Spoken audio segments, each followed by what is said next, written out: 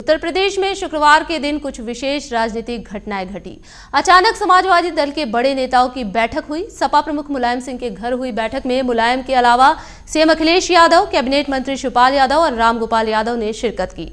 चारों के बीच क्या बात हुई ये तो अभी तक औपचारिक रूप से पता नहीं चल सका है, लेकिन जो हमारे सूत्र बता रहे हैं उसके अनुसार यादव परिवार के बीच हुई ये बैठक बेहद महत्वपूर्ण है, जिसमें आने वाले समय में कैबिनेट विस्तार के बारे में चर्चा की गई।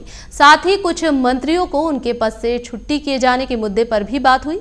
विपक्षी दलों के कारण आम जनता के बीच खराब हो रही यूपी सरकार की छवि सुधारने को कोशिश के तहत ये बैठक हुई है और इस बड़ी बैठक के बाद कड़े कदम उठाए जाएंगे, ऐसा माना जा रहा है। तो क्या वाकई में खराब काम करने वाले मंत्रियों पर गाज गिरने वाली है और कैबिनेट विस्तार होने वाला है, या फिर कुछ और ही बात है? आज इसी मुद्दे पर बात करेंगे।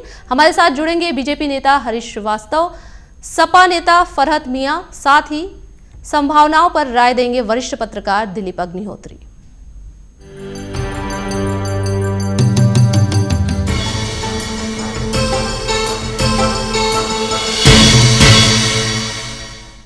तो समाजवादी पार्टी के मुखिया मुलायम सिंह के घर पर यादव परिवार की बैठक हुई। बैठक के कारण उत्तर प्रदेश की राजनीतिक हलचल तेज हो गई है। अचानक बुलाई गई इस बैठक में पार्टी के थिंक टैंक माने जाने वाले राज्यसभा सदस्य प्रोफेसर रामगोपाल यादव भी दिल्ली पहुंचे। माना जा रहा है कि इस बैठक में प्रदेश के कुछ मंत्रियों के कामकाज पर भी चर्चा हुई। जानकारी के अनुसार ये मंत्री लंबे समय से सपा सुप्रीमो और यादव परिवार के रडार पर हैं। बता दें कि सपा सरकार जहां एक तरफ जनता के हितों में काम कर अपनी छवि सुधारने का काम कर रही है, वहीं ये मंत्री सरकार की छवि को बिगाड़ने में लगे हुए हैं, जिसको लेकर ये बैठक हुई है। अखिलेश सरकार के मंत्रिमंडल में भी फेरबदल की गुंजाइश को देखते हुए भी ये बैठक काफी महत्वपूर्ण मानी जा रही है। गौरतलब है कि बैठक में प्रोफेसर रामगोपाल यादव के अलावा सीएम अखिलेश यादव और कैबिनेट मंत्री शिवपाल यादव मौजूद रहे।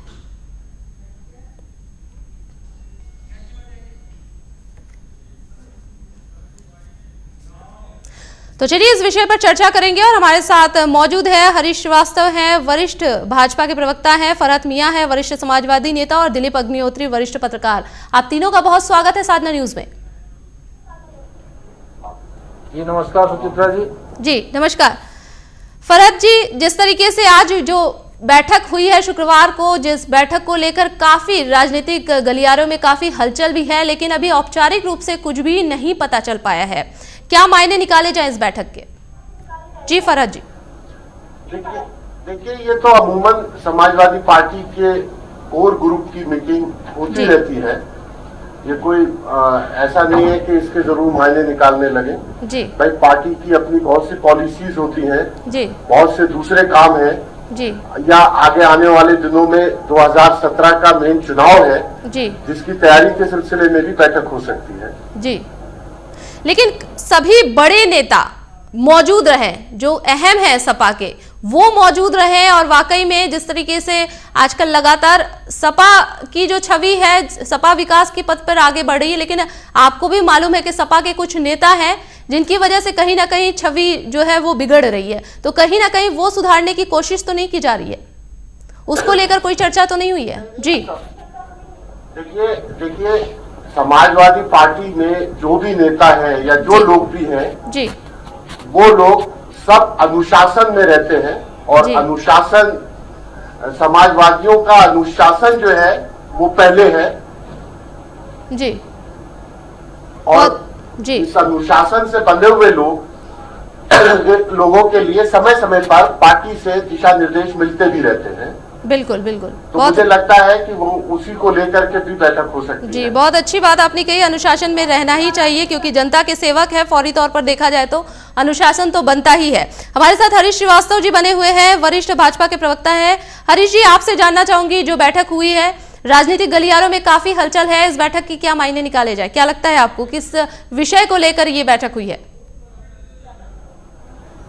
जी हरीश जी। अब ये तो समाजवादी पार्टी की अपनी बैठक थी जी, और उनका बैठक का क्या एजेंडा हो सकता है जी, ये तो वही लोग जान सकते हैं, जब तक कि वो बात को खुद न बताएं कि किस मुद्दों को लेकर के उनकी बैठक थी जी। परंतु ये जरूर है कि अगर सही मायने में देखा जाए तो ये पार्टी तो एक परिवार की पार्टी है। बिल्कुल। मुलायम सिंह, आदरणीय मुलायम सिंह जी जो सपा सुप्रीमो हैं, वो उसके पूरी तरह से मुखिया हैं, पूरी तरह से उस पार्टी के आर्किटेक्ट हैं, और उनका बेटा मुख्यमंत्री है, प्रदेश अध्यक्ष है, और एक भाई राष्ट्रीय महासचिव है, एक भाई यहाँ वरिष्ठ काबीना मंत्री। जी जी। तो ये जो पार्टी है, जैसी लोकतंत्र की अवधारणा है, जैसी कि लोकतंत्र में एक लोकतंत्र की जो आत्मा है वो ये है कि राजनीतिक दलों में राजनीतिक दल जो बनेंगे वो किसी एक व्यक्ति के मुट्ठी में नहीं होंगे, इसीलिए लोग राजतंत्र का विरोध किए और राजतंत्र के बाद लोकतंत्र की अवधारणा आई। जी। अब रहा सवाल ये कि अब ये तो जो तमाम अनेक दल हिंदुस्तान में हैं जो इस तरह से चल रहे हैं और काम कर रहे हैं, तो उसी के तहत समाजवादी पार्टी भी एक तरह से काम कर रही है, और उनके जो परिवार के प्रमुख लोग हैं वो अपनी नीति रणनीति तय करने के लिए बैठे होंगे। जैसा कि आप बता रही थी कि ये भी चर्चा है कि कैबिनेट में कुछ फेरबदल हो सकता है, कुछ मंत्रियों के राज गिर सकती है या मंत्रिमंडल विस्तार हो जाए, जो कुछ भी हो। लेकिन ये जो बार बार बातें आती हैं, आदरणीय मुलायम सिंह जी कई बार ये सार्वजनिक रूप से मंत्रियों के कामकाज के ऊपर टिप्पणी कर चुके हैं, उनके भ्रष्टाचार को लेकर के बात कह चुके हैं, लेकिन कई बार तो मुझे ये लगता है कि ये एक तरह से लीपापोती है कि ताकि वो चूंकि मुखिया हैं, पार्टी के सपा सुप्रीमो हैं, तो वो जब कोई बात कह देंगे तो जनता में उसका मैसेज ये जाएगा कि वो स्वतः मुलायम सिंह जी चिंतित हैं। जबकि अगर वो सबसे प्रमुख हैं और अगर उनको ये लंबे अरसे से वो कई बार इस तरह की बात कह चुके हैं, तो अगर वो असंतुष्ट हैं तो आखिर उन मंत्रियों के खिलाफ एक्शन लेने में क्यों देरी की गई या उनको हटाने में क्यों देरी की गई? बिल्कुल सवाल तो यही उठता है। और तो एक तरह से ये लगता है कि केवल फेस को, उसके समाजवादी पार्टी की फेस को एक कवच पहनाने के लिए मैं अपने बड़े भाई श्रीवास्तव जी की बात से बिल्कुल इत्तेफाक नहीं करता हूँ। मेरी बात पूरी आने दीजिए। फरहाद साहब, परिवारवाद फरहाद साहब मेरी कोई बात आ जाने दीजिए। आप तो फरहाद जी आप हरीश जी को उनकी बात पूरी कर लेने दीजिए, उसके बाद आप अपनी राय रखिए। इल्जाम लगाना जी, परिवारवाद का इल्जाम लगाना नेताजी के ऊपर सरासर नाइंसाफी होगी। फरहाद साहब, उत्तर प्रदेश में जितने अहम पद हैं पार्टी में और पूरे प्रदेश में, आप यकीन नहीं होंगे कि कितने उनके परिवार के ऐसे लोग एमपी हैं और मंत्री हैं और विधायक हैं और विभिन्न कारपोरेशन के चेयरमैन हैं। चुनाव लड़े सारे लोग चुनाव लड़के जीत के आए हैं, उन्हें ये कहना कि वो परिवारवाद है या परिवार की पार्टी है, ये बिल्कुल गलत और नाइंसाफी होगी। अगर आपका बच्चा राजनीति में जाना चाहता है और अगर वो चुनाव लड़के जीत के आ रहा है तो उसे जगह मिलनी चाहिए। हम इस मत के हैं। जी, आपकी पार्टी टिकट देंगे, जिसको चुनाव लड़ाएंगे वो जीतेगा। आप फरहाद साहब को टिकट देंगे, ये भी जीत जाते, लेकिन जिसको अवसर आप देंगे, जिसके हक में निर्णय करेंगे वही तो आएंगे। उत्तर प्रदेश में हमारी सरकार नहीं थी। अखिलेश जी कन्नौज में तब चुनाव जीते थे जब हमारी सरकार प्रदेश में नहीं थी। शिवपाल जी पहला चुनाव तब जीते थे जब प्रदेश में हमारी सरकार नहीं थी। इसलिए मैं इनकी बात से इत्तेफाक नहीं। सरकार की बात नहीं हो रही, बात इस तरह की हो रही कि जब जो पार्टी का मुखिया है वो जिसको टिकट देगा, जिसको अवसर देगा वही तो चुनाव लड़ेगा। जनता चुने, वही तो चुनाव लड़ेगा। जनता ने चुनाव, और जिसको टिकट देंगे, जिसको अवसर देंगे वही चुनाव लड़ेंगे और जीत के आएंगे या हारेंगे। जनता चुनती है, जनता चुन रही है। चलिए परिवारवाद की बात अलग रखते हैं, यहाँ पर मुद्दे से हम भटक रहे हैं। हरीश जी और फरहाद जी, पार्टी जिसको सिंबल देती है वही उस सिंबल पे लड़ता है। हरीश जी और फरहाद जी, आप दोनों एक एक करके अपनी राय रखें, तभी दर्शक भी समझ पाएंगे कि आखिर चर्चा किस विषय को लेकर हो रही। चर्चा ये विषय है कि जो बैठक हुई है उस बैठक के क्या मायने निकाला जाए, उस बैठक में क्या कुछ अहम मुद्दे रहे हैं, लेकिन यहाँ पर परिवारवाद की बात आ जा रही है। अलग तमाम मुद्दे को लेकर यहाँ पर राजनीति का अखाड़ा भी नहीं है कि हम यहाँ राजनीति करने बैठे हैं, लेकिन यहाँ पर एक मुद्दे पर चर्चा हो रही है, उसी पर हम टिके रहे तो ज्यादा बेहतर है। हमारे साथ वरिष्ठ पत्रकार दिलीप अग्निहोत्री जी भी जुड़े हुए हैं, उनसे भी जान लेते हैं। दिलीप जी, क्या लगता है जो बैठक हुई है उसके क्या मायने निकाले जाए? और फरहाद जी जैसा कह रहे हैं कि मैंने ये जो पॉइंट कहा कि जो नेता है जिनकी छवि धूमिल है, जिस तरीके से स्थिति बनी है और उसको लेकर सपा की जो इमेज है वो खराब हो रही है, तो उनका कहना है कि हमारे जो जितने भी नेता है काफी अनुशासन में है, ऐसा कुछ भी नहीं है। खैर, आप बताइए कि जो बैठक हुई है उसके क्या मायने निकाले जाए और वाकई में क्या सभी नेता अनुशासन में है? जी, कल देखा था ना कि कैसा अनुशासन है पार्टी में और पार्टी के पदाधिकारी? हरीश जी, दिलीप जी को बोलने का मौका दीजिए। जी दिलीप जी।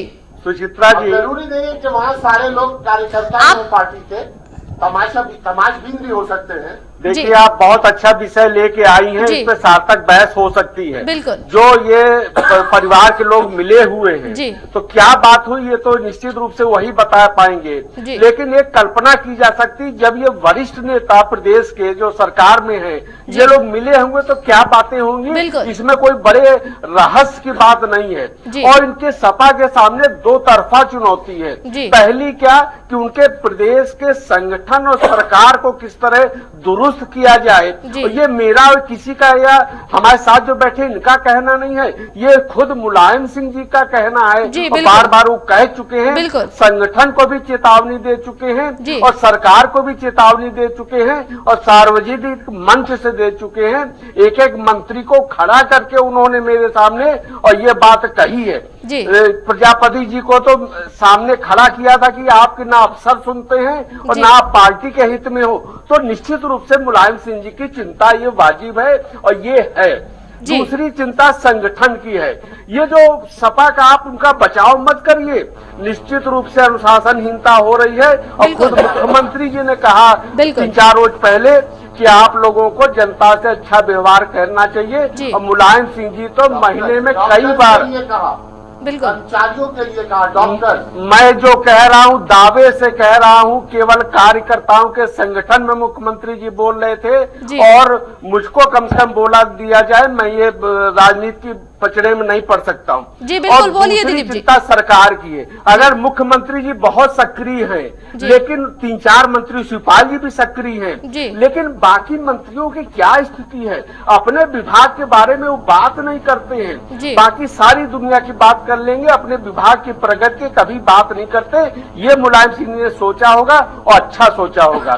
तीसरी चिंता ये है कि जनता परिवार बनने वाला है, मुलायम सिंह जी उसके मुखिया बन गए हैं, झंडा बैनर ये सब तय होना है। तो एक चिंता ये भी होगी, उनको राम गोपाल जी को खास तौर पे बुलाया गया कि लोकसभा में नेता होंगे उस जनता परिवार के मुलायम सिंह जी, राज्यसभा में कौन होगा, शरद यादव दावा कर रहे हैं। तो ये बहुआयामी चिंतन है और इन सारी बातों पे चिंतन हुआ होगा। मुलायम सिंह जी की चिंता जाहिर हुई होगी और निश्चित रूप से मुलायम सिंह जी इस बात से व्यथित होंगे कि उन्होंने कार्यकर्ताओं को नसीहत दी, अनुशासित रहो, अच्छा व्यवहार करो, लेकिन मुखिया के सामने दरोगा पे हमला हुआ, सिपाहियों पे हुआ। कोई मुखिया इस बात को कैसे बर्दाश्त कर सकता है कि उसकी हिदायतों का ये असर हो रहा है? और ये भी कहने से काम नहीं चलेगा, बाहरी से तमाशबीन थे, मुलायम सिंह जी जिस जगह मौजूद थे वहाँ पूरा प्रशासनिक अमला होगा, बाहरी लोग की हिम्मत कैसे पड़ गई? तो आप सरकार में हो, आप इसको रोकिए। मैं मुलायम सिंह जी की चिंता से सहमत हूँ और समझ सकता हूँ। ये सारी बातें उनमें उठी होंगी और उसके बाद कोई निष्कर्ष निकले, कुछ मंत्री हटाए जाएं, संगठन को दुरुस्त किया जाए, तो निश्चित रूप से प्रदेश का भी हित होगा और समाजवादी पार्टी का भी हित होगा। जी कहिए फरहत जी, कैसे संगठन का भला होगा, कैसे संगठन मजबूत होगा? जो स्थिति बनी हुई है, जो इमेज बना हुआ है, क्या आप उससे संतुष्ट हैं? सपा की इमेज बहुत अच्छी है जनता के सामने, अब आपको लगता है ये? देखिए हमारे यहाँ पार्टी में अनुशासन है, कार्यकर्ता अनुशासित है। आपने तो कहा मंत्री भी अनुशासित है। फरहत जी माफ कीजिएगा, आपको रोकना चाहूंगी। आपने कहा कि मंत्री भी अनुशासित है, आपको रोकना चाहूंगी। गायत्री प्रसाद प्रजापति की अगर बात ले ले तो अनुशासन कहाँ गई उनकी? मीडिया पर हमला हुआ, उनके गुंडों ने मीडिया पर हमला किया, ये अनुशासन है? आप कह रहे कि नेता अनुशासन में है, तो अनुशासन का कौन सा एग्जाम्पल आप सेट कर रहे हैं, कौन सा उदाहरण आप दे रहे हैं? कमजोरी माननी चाहिए हमारे सपा के साथी। उनके गुंडों ने किया या उनके घर के बाहर कौन लोग खड़े थे जिन्होंने ये हरकत की, तो एक जांच का विषय है।